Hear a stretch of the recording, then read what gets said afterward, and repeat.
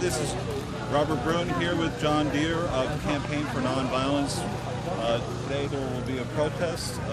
John, what can you tell us about the protest here today? Well, this is part of a whole week of actions across the country. We have 236 actions, events, rallies, and marches in all 50 states happening across the country against war and poverty and nuclear weapons and environmental destruction and for Dr. King's vision of peace and nonviolence. This is the local DC action, and it's happening on the day that the White House has bombed Syria and Iraq.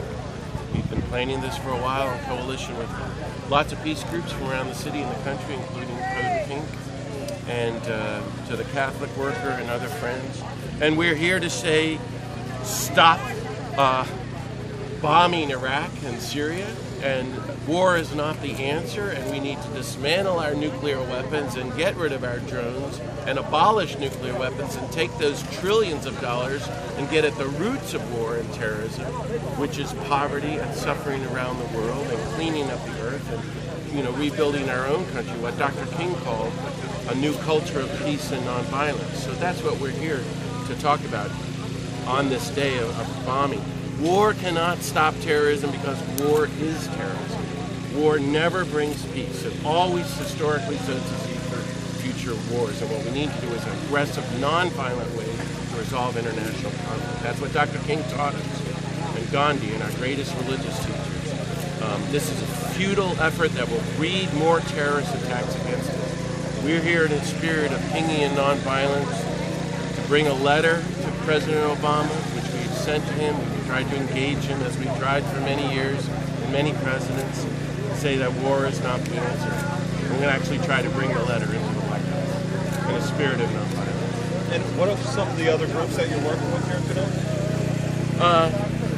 Well, I've actually just come in from New York from the Climate March. I'm not exactly sure who the organizers have brought in, and this is a local action, but we have actually involved 1,000 groups all across the country, every major group you can think of. Certainly, Code Pink is here, Pax Christi is here, the local Nonviolent Resistance Collective is here, the Catholic Worker. I'm here with David Swanson, and we're here for an action today at the White House. Are you with the Campaign for Nonviolence? Oh, I'm with every group that's in favor of peace. This is an event organized by the National Campaign for Nonviolent Resistance and planned long ago, but the timing works out that they're starting yet another war as we arrive here. And the president is giving a speech on the other side of the house, of the White House, about why this is a good war at the same time that we're protesting the illegality and immorality of this war on this side of the White House. Okay, so you're focused on the war aspect. They're also talking about, in the letter, I've read the letter to the White House, it addresses climate change and poverty. Yeah, well, you can't dump $2 trillion a year globally, and half of that, $1 trillion a year, in the United States alone, 3/4 of it from the United States and its close allies, NATO, into a criminal enterprise that is our #1 destroyer of the environment, and have the resources to address the actual danger of climate change and environmental collapse. We have to shift those resources. The wars are driven primarily, above all the other motivations, by the desire to control the fossil fuels with which to further destroy the environment.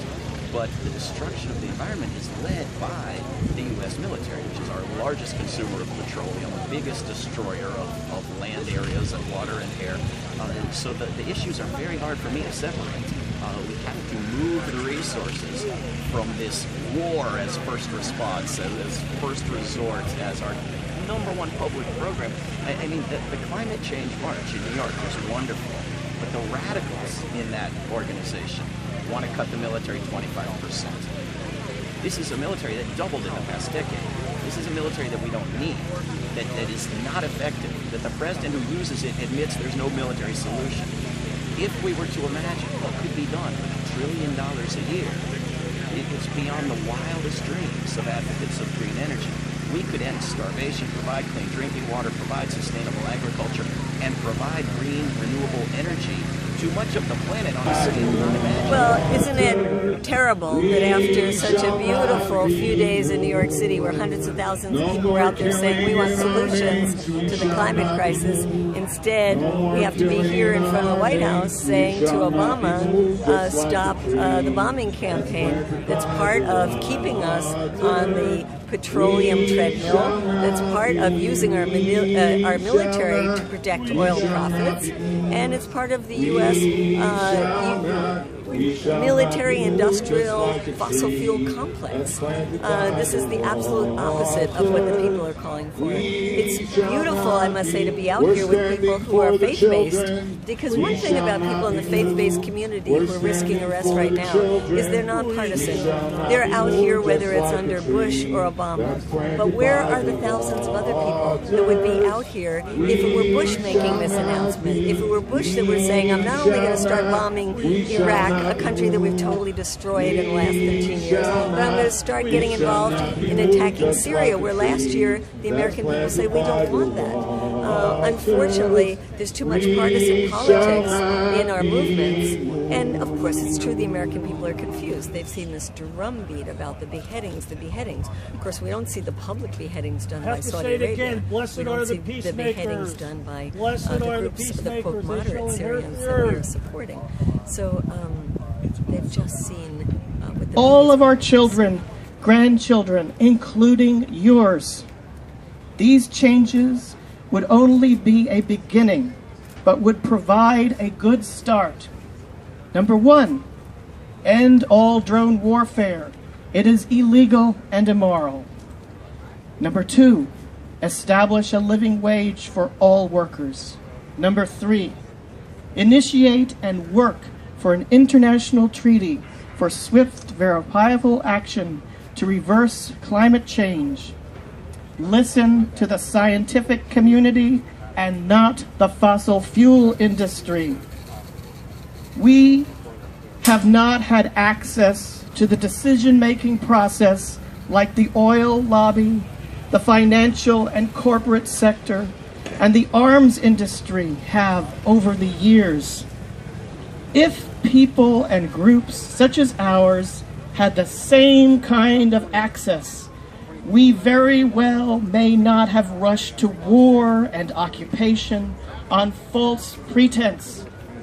Tortured folks continued to operate the criminally complicit Western Hemispheric Institute for Security and Cooperation at Fort Benning, and the devastating and destructive oil spills, in addition to still considering the Keystone Pipeline, or had civil unrest caused by American society's structural violence, unresolved racism, and failed economic policies.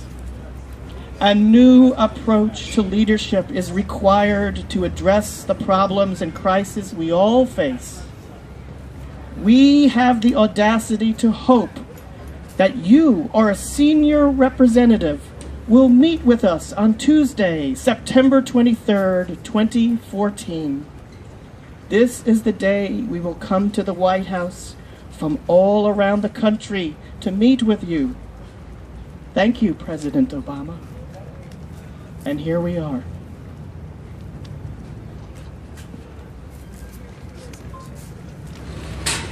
These people came here today with deep concern for our planet, the crisis of the climate that we are all experiencing right now and what it is doing.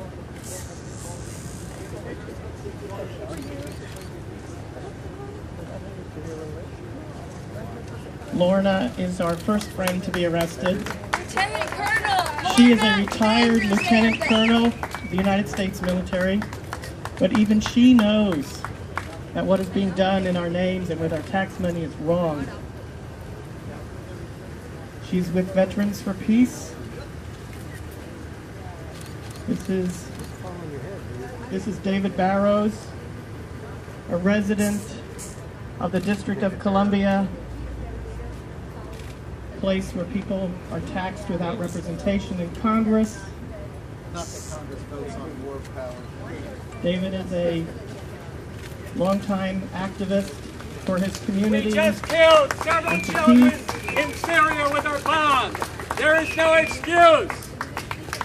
When will we Americans wake up to our great crime against humanity? When will we realize that war is the worst thing we could possibly do? We thank also JoAnne Lingle, who came here all the way from Indianapolis, Indiana.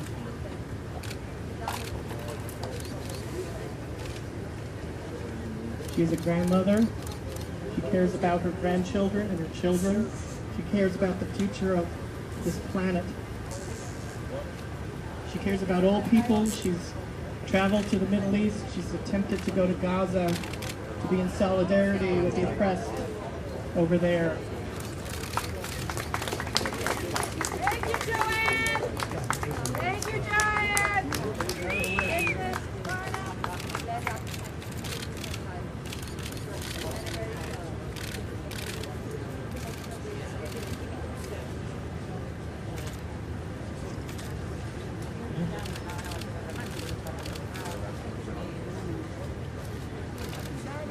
We now thank Father JoAnne.Dear, who traveled all the way from New Mexico. He is with Campaign Nonviolence, which is based in Chicago. He's a longtime peace activist.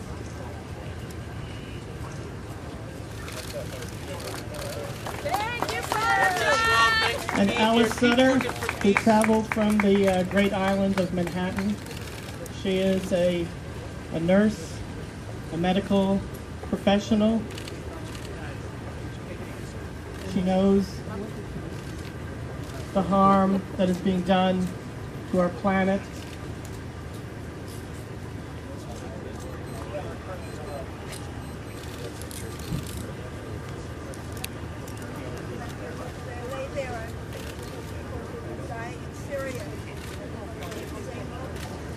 She says, as she lay on the ground, she was thinking of the people in Syria.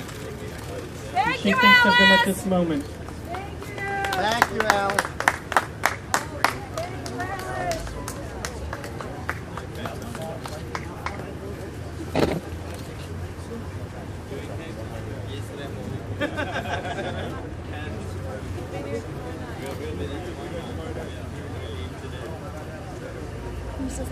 Oh yeah, cool. Thank you for asking.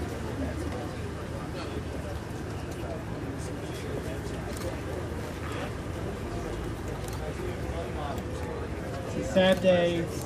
People who are standing up for peace as the United States is bombing Syria